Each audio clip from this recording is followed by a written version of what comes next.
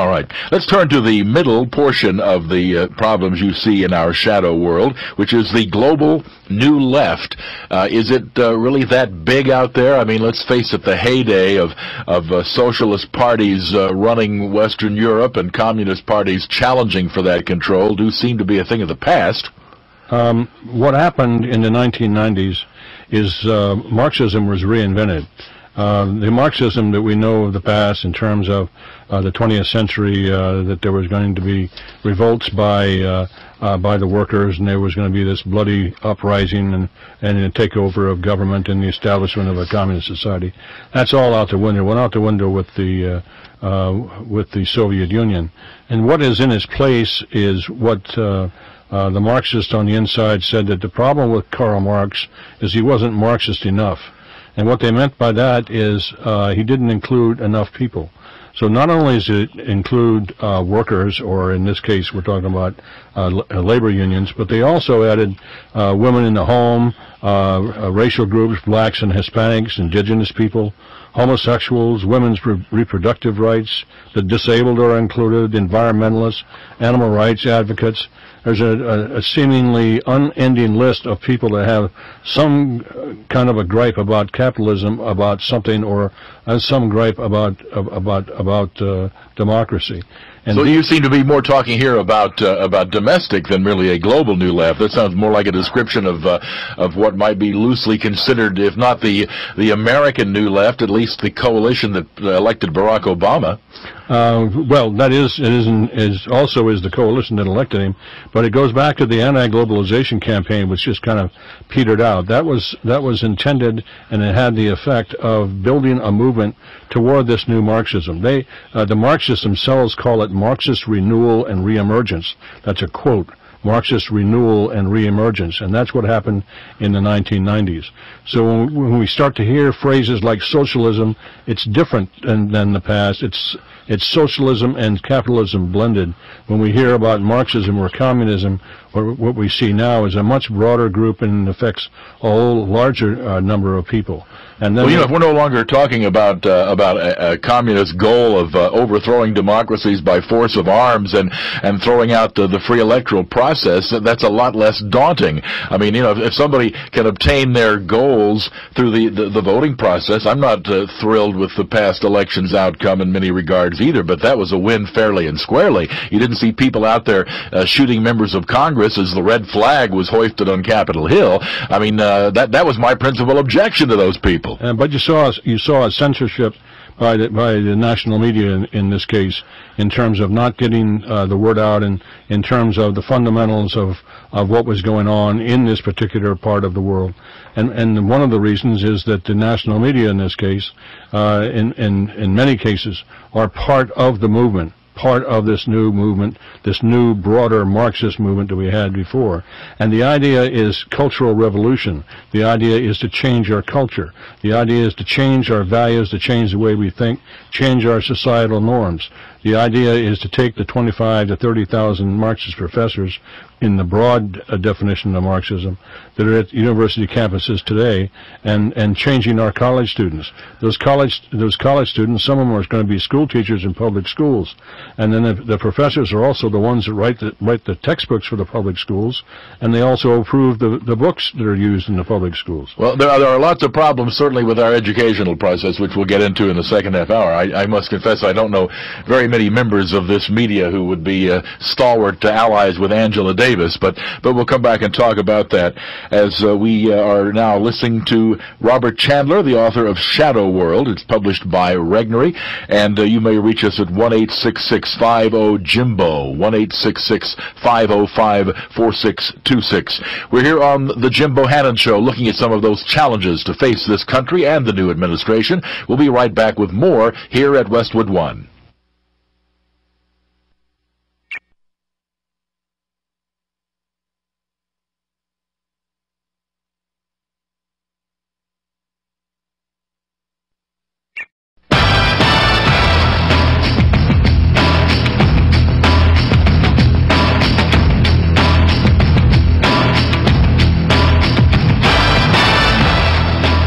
Welcome back. This is the Jimbo Hannon Show at Westwood One Radio. We're at 1-866-50-JIMBO, 1-866-505-4626, and we're talking with Robert Chandler. He has written Shadow World, Resurgent Russia, the Global New Left, and Radical Islam. We have a call from Mike in Charlottesville, Virginia. Good evening, Mike. Hi, Jim. Hi, Mr. Chandler. Hi, Mike. Before I get to the main question, I heard in the first segment Mr. Chandler say something about a new form of Marxism that was started in Italy, where they talk about rotting the culture out from the inside so they can install a political leader. I'm wondering if it's his thesis that Barack Obama is the ultimate manifestation of that new Marxist kind of victory here in the United States. I don't know. I don't know whether he is or he is not. We don't know. He could be, though, as far as you're concerned. I mean, he could be. He's definitely influenced by those who have taken that particular angle. I think an awful lot of those people are hoping that he will be, and my own personal take is that he will receive. He'll be giving them considerable disappointment. Frankly, that's my hope. But I think in many cases, the people of the Democratic Party left, I think, will be disappointed in the direction that Barack Obama takes. Well, that's the indication right now, as for sure. That's where I was going with this. I mean, I just don't see a huge Marxist threat from within this United States, the Communist Party, or any kind of Marxist.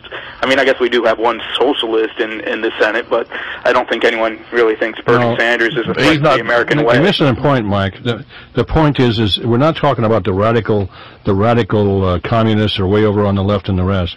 What we're talking about are people that call themselves progressives, which is a code word for being a socialist.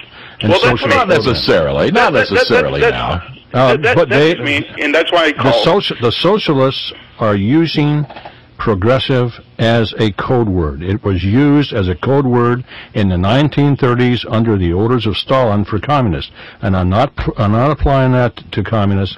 I'm applying those to socialists. And I'm talking about the new socialism, the blend of a democratic socialist state, which is a blend of socialism and a blend of capitalism. But that's where we're headed. Take a look, if you would. Take a look, for example, at Hubert Humphrey, certainly in his era thought of as a great radical. He split the Democratic Party apart in 1948. You couldn't find a more dedicated anti-communist. In fact, he kicked the communists out of the Democrat Farm Labor Coalition and made the modern Democratic Party in Minnesota. I mean, he certainly has views that were considerably to the left, but he was hardly a communist. He hated them. Jim, it changed in the 1990s. When the Soviet Union went down, that all went out the window. They have recreated themselves. They have reinvented themselves. They have reinvented socialism. They have reinvented Marxism. I mean, that's where the point of my earlier comments is that we're dealing with a new breed of cat that we haven't seen before. And this breed of cat is very active in Europe. That's what runs their democratic socialist countries in there, and also in Canada. And the fact, but again, if they obey, they follow the rules of free elections, I'm not that concerned. I mean, I'd agree with them, but I'm prepared to shoot communists to the death because they wish to use force of arms to overthrow the world. But if you're willing to compete with me in an election, yes, and Mike, I want you to jump in here because if they're willing to compete with me, well, okay, congratulations, Mike. Go ahead. But they're not communists. It's a wrong word. Throw it out. It's an old word. Okay. I just wanted to say that, Mr. Chandler, I'm a blogger, and I suppose that, you probably think that me being on the left wing fit into that grand conspiracy that you're constructing. But since your expertise is in foreign policy, I want to suggest something. I want to suggest that Kennedy created the Peace Corps because he thought that building roads and schools and hospitals and infrastructure in other countries, bringing them into a capitalist market society where they could be markets for American products would probably do a lot more to bring peace to the world than building up a huge arms. He was for strength in armed services, but he also had a place for soft power. And I think that's what Barack Obama's all about, too. I mean, I can't imagine what life would be like today on planet Earth if the United States, the most powerful country in the world, had spent 20% of what it spent on bombs and aircraft carriers and all the rest on actually building markets in other countries so that we all relied on each other. I think the world would be a much more peaceful place, and for 50 years, that's never been tried. I'm wondering if you have ever considered that at all, and if not, why not, and why nobody that does consider those kind of ideas ever gets any kind of purchase in shaping the national debate. The world right now is in a huge transition. I have no problems with the Peace Corps. I have no problems with going forward with that. I think Barack Obama is wrong to think he's going to go into Afghanistan and win. He's going to take us to a defeat. The Russians lost. The British lost there. As long as we cannot win in Afghanistan. No, there's no way we can win in. Well, I would thoroughly disagree. The British and the Russians didn't have anything like the U.S. infrastructure or technology or air superiority. Not so long as you continue to give Pakistan a free ride in terms of having the safety centers that they have in Waziristan and elsewhere. And but here again, Barack Obama was the guy that said that he would go after Osama bin Laden without even consulting Pakistan if he knew where he was. That was the most heartening thing I heard him say in the whole campaign. And if he does that, he's liable to destabilize an entire nuclear-armed country called Pakistan. And then that's the kind of. But I thought you just a second ago you were saying that it was a bad thing if we let the Pakistanis get away with serving as a shelter. And now you seem to be saying that it's a bad thing if we challenge them for allowing the Taliban and Al-Qaeda. It's a no-win situation. We cannot. You live with that. Well, you live with that. It's in a real world. You've got to pick a choice. I mean, or are you just simply saying it's time to just all go out and buy our copy of the Quran? I mean, no. But I would come home, get the troops out of there. Totally, and just allow the Taliban back in. No. I would do is how would you keep them out? Well, if the Taliban come back in, the Taliban come back in. Well, hey, sure. What difference could that make? Well, and what difference can that make unless we're willing to put in the large number of forces that would really be necessary to win the war? There's no way to win that war. I'm for that. I'm for that. Put in the forces. Now, how about young Jim? Fine. If I had a young Jim, I would be the first to say go. I am a Vietnam veteran, too, and I wasn't drafted, so, I absolutely. Hey, look, we've got to decide whether or not we wish to live in this world or just simply roll over and play dead for this world, and I, for one, am not prepared to roll over and play dead. Well, I mean, obviously we need larger forces, but we're going to have to bring about a draft sooner or later, or else we're going to have to start abdicating our position. But just as we go to the break here, just to make sure that I understand you, are you suggesting some kind of Fortress America approach here, just to pull back and hope for the best? No, I'm agreeing that we need to use more what is called soft power in trying to win our achievements. And what soft power can we use in Afghanistan? Because, I mean, let's face it, that's not even a viable nation state. Well, we've been using billions and billions of dollars for many years to keep Pakistan afloat, and now no, not Pakistan, Afghanistan.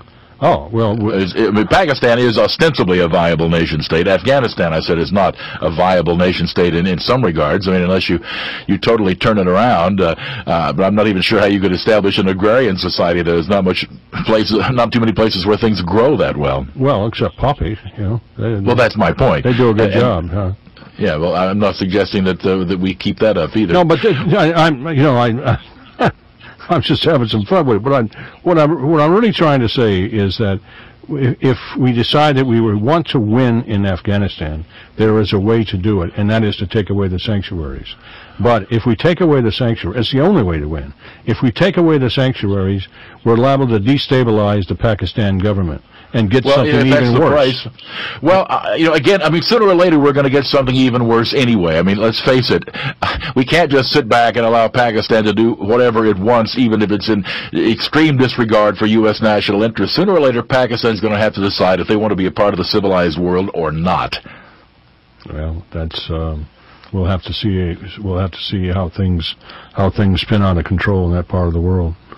Well, I personally, I'm sorry if we live in a nasty world, but I mean, you can't just ignore that. Well, anyway, you remember? Listen, I was at Benoit in 1968. We were. So was I. I was at Benoit. Okay. Well, I was at Long Binh. You were at Long Binh. You were just down the road, and we were rocketed over and over and over until the secret bombing of Cambodia started, and that took away the sanctuaries, and that took away the number of rockets. Instead of getting 70 and 80 rockets a night, we were getting 1 or 2. Exactly. And it saved a hell of a lot of lives. And the idiots in this country who didn't know what they were talking about, who got so incensed about the situation with Cambodia, failed to realize that there's more to national sovereignty than rights. There are also responsibilities. And when a country like Cambodia